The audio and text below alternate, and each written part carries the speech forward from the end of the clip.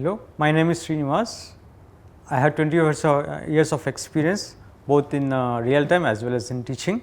So, in the last session we discussed about what is Python, what are the features of Python and history of Python. And in this session today we will be discussing how to install Python, how to install PyCharm, and we learn some basics of programming language.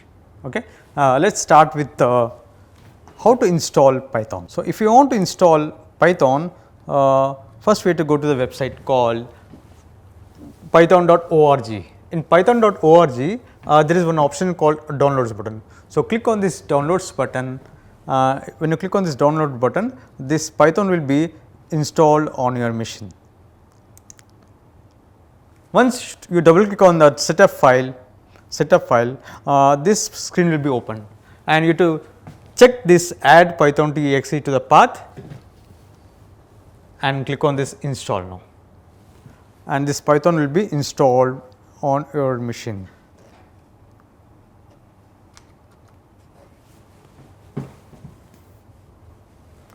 Yes, you will get one message called setup was successful, and then you just close here this button, click on this close button. After clicking on this button, now what you will do, we will go to command prompt. If you want to go to command prompt, what you will do here, click on this CMD, command prompt will open this, and come here, just type here Python -version, and we will get the version what we installed. So, we got this called Python 3.12.7, right. So, this is a way to install, there are the installation steps. Now, after installing Python, next you should know how to write programs. So, to write programs, there are so many ways to write programs, even we can write programs in Notepad also. Okay. So, go here Notepad, but Notepad is not, we will not write in Notepad, we will use some editors. Okay. So, there are so many editors. So, before learning editors, you should know the concept of IDE. What is IDE? Integrated Development Environment. An integrated development environment is a toolbox. It is a toolbox, it is a software app that offers developers tools to write, debug, test, and save developers a lot of time. So, when you do this, when you use this IDEs, okay, you can write the code, not only writing the code, we can debug the code, we can test the code. So, that it saves developers lots of time. Okay. This means that you do not have to leave your IDE environment when working on your project. And IDE, that is integrated development environment code, you get a compiler that converts code to platform specific mission instructions to compile and build executables. So, normally you will not get in all these things in Notepad. Okay. So, you have to install these IDEs, and other IDE features include code completion, syntax highlighting, refactoring, and version control. Okay, right. Now, to facilitate an easy way to write, edit, and test code, IDEs come with graphical user interface GUI. It will provide one GUI interface. For example, we have GUIs called, for example, there is one product called PyCharm. There is one IDE called PyCharm exclusive for Python, like just like IntelliJ we use for Java. Okay. IDE is very popular among developers because it makes program easy. You can write the program very easily. Here you do not have to shift between tools to debug, test, or deploy. Everything will provide in one interface. If you want to debug, if you want to write, if you want to test, if you want to deploy your code, so only with one interface you can do all these things, right. And moreover, IDEs are very flexible and customizable. You can customize according to your need, and supports plugins for enabling developers to add more features on the fly, right. So, these are the features, these are the reasons why we have to develop, why we have to use this IDEs. For example, syntax highlighting, see all these things in coming classes practically we will understand all these things, okay. And intelligent code completion, how to compile, how to test, how to debug, all these things we will see practically we will see. Okay. Now, see these are the IDEs, these are the different IDEs we have in the market. So, if we have Python owns ideally this default, you will get default, but we will not be working on this, we will be working on PyCharm. So, we have ideally PyCharm, VS Code, Spider, Thorny, PyDev, Wing, Eric, Jupyter, so many IDEs we have in the market. So, we will be installing PyCharm here. So, if you want to install PyCharm, so PyCharm, we have one website called jetbrains.com. So, go to jetbrains.com, I will show you, I will go to Google.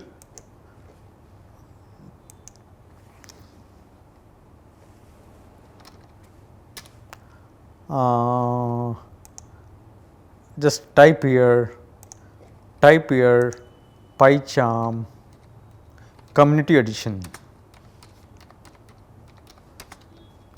download. Okay. So, directly it goes to this the first website. The first website is jetbrains.com, and here you get two options. One is professional. Okay.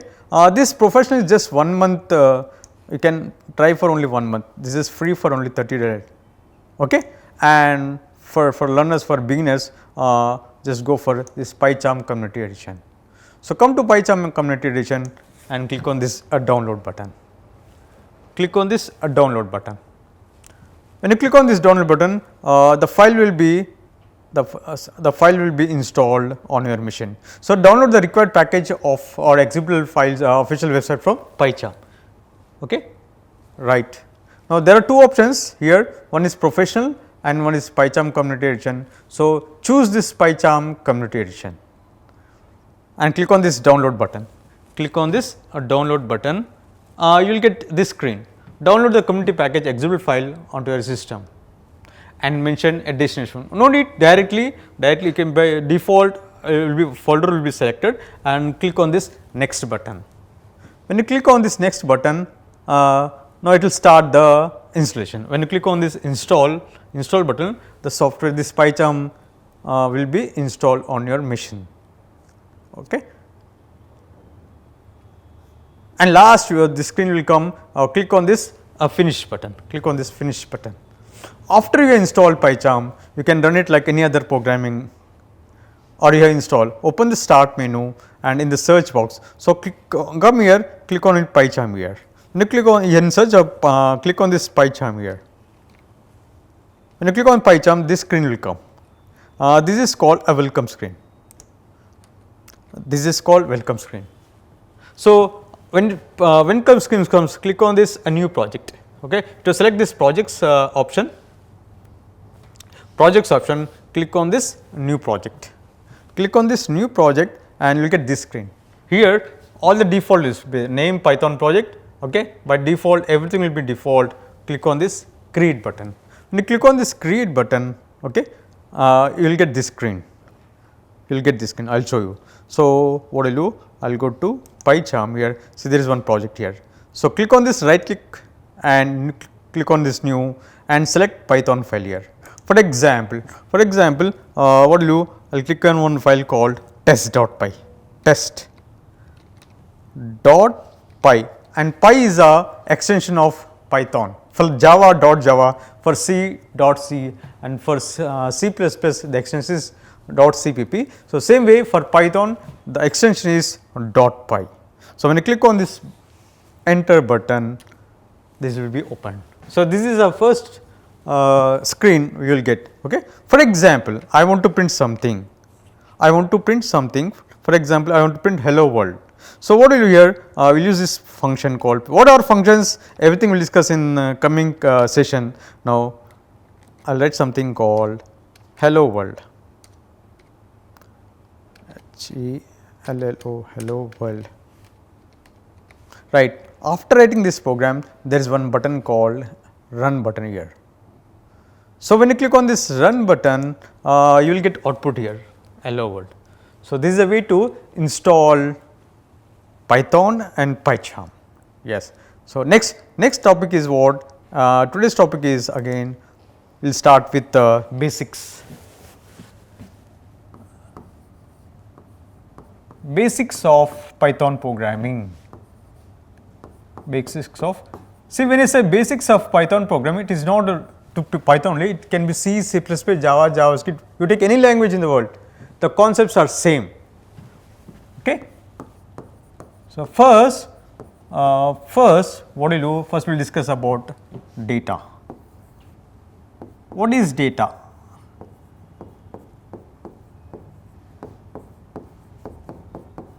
What is data? Second, what is data type? what is data type, and third you must know what are the basic data types available in Python. What are the basic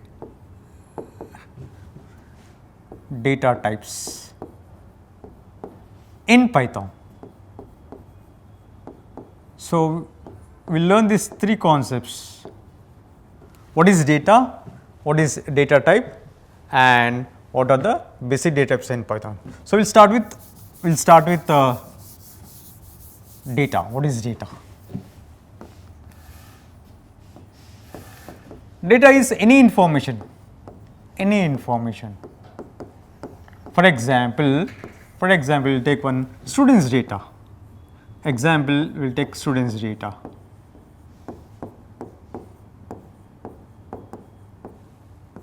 Example, for example, roll number. Roll number is information about student. Okay. For example, roll number is 100. Name of the student. Name of the student. For example, we will take one Akhil, for example. Okay. Next, we will take marks. How many marks this Akhil got? For example, he got 900 marks in engineering. Next is average marks. Average marks he got, for example, 90.50. Grade. Which grade he got? For example, he got A grade. See, this is nothing but one data. This is a student's data. For example, I want to know what is the type of 100. What is the type of 100?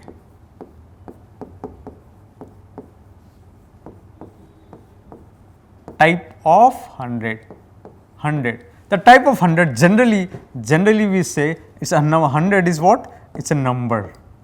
It's a number. Generally we say number, but in computer science we say integer. And in short we say int. Yes, for example, Akhil. What is the type of Akhil? Type of Akhil is a string. Akhil is string. Okay. Generally we say it is string. So, in short in Python we say str. Same way, what is the type of 950? Type of 90.50. The type of 90.50 is generally we say a number with a decimal point. Number with a decimal point.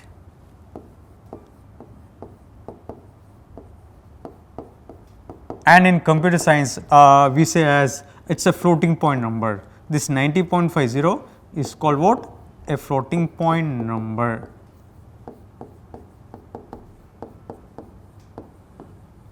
And in short we say float, float. What is the type of A? See, only one character. See, in C, Java. In C, or Java, okay. See, for example, there is only one character called, for example, A. See, A is called char or char, where? In other languages. But same as in Python, if it is also single character, we call it as string only. A is also string, it is string, it is not character. There is no char data type in Python. Whereas we have C in C++, Java, we have char or char, but in Python, if it is one character also, it is string. Okay. A is string, B is string, combination of A, B, C also string, C also string, combination of A, B and C also call, it is a string. So, there is no char data type in Python, we have string or what we will say, we say is str. So, grade A is also str, this Akhil also str. 100 is what? Int, and what is 900? It is also int, and what is 90.50? It is a floating point number. And in computers, there is one data called true or false. there is one data called true or false, either true or false, okay, and this information will store in, there is one data type called Boolean data type, Boolean, and in Python in short we say bool,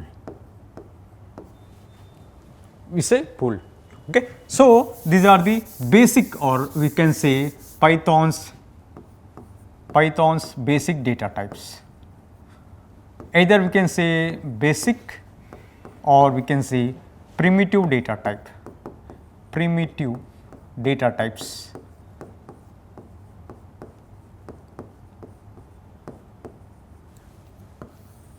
What are they? For example, int, we have floating point number, float, and there is one more data type that comes under number, that is complex number. We won't discussing that much, but in coming classes, coming sessions, we will discuss about these complex numbers. So, these three comes under number.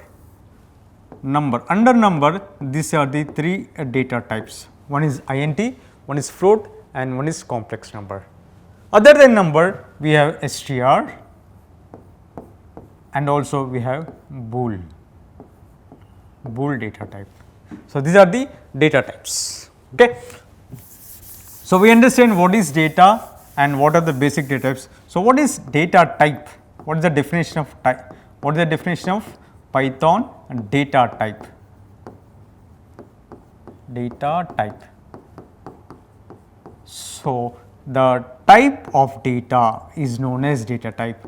The type of data is known as data type.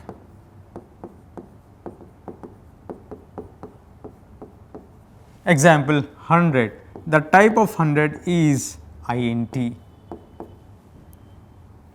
The type of Josh is str. The type of 10.50 is float, and the type of true or false, whatever it is, bool. These are the data types. Okay, right. Now, next very important concept, any programming language, it can be C, C++, Java, JavaScript. There is a term called variable. So, what is variable? Okay. For example, I want to add two numbers. I want to add these two numbers, 100 and 200. If you want to add these two numbers, what we will do in computers, okay, in computer science programming, what we will do, we will store in one variable 100. If you want to add these two numbers, we can't add like calculator, okay. In programming language, what we will do, we will declare variables. A, for example, I want to add 100 and 200. So, I will say A equals to 100, B equals to 200, and I want to add these two numbers. So, I will say C equals to A plus B. So, A comma B comma C are called variables. Now, we will see the definition. What is variable? Variable is nothing but storage location area, storage location area, or you can say it is reserved space in the memory. It is reserved space in the memory. In memory. For example, what will do here? I will say A equals to 100, B equals to 200, and I will say C equals to A plus B. So, what happens? This is our memory, this is our RAM, and when I say A equals to 100, what happens? Here in memory a small block is created. The name of this block is A, and it is storing 100, for example. So, here 100 will be there. This is a memory. Again, when I say B equals to 200, what happens? Another block will be created in the memory. The name of this block is B, and it stores 200. And when I write C equals to A plus B, what happens? here one more block is created, the name of this block is C and it shows A plus B. A plus B is nothing but 100 plus 200, 100 plus 200 is nothing but it is 300. So, A, B and C are called variables, are called what? Variables. Okay. This is variables concept.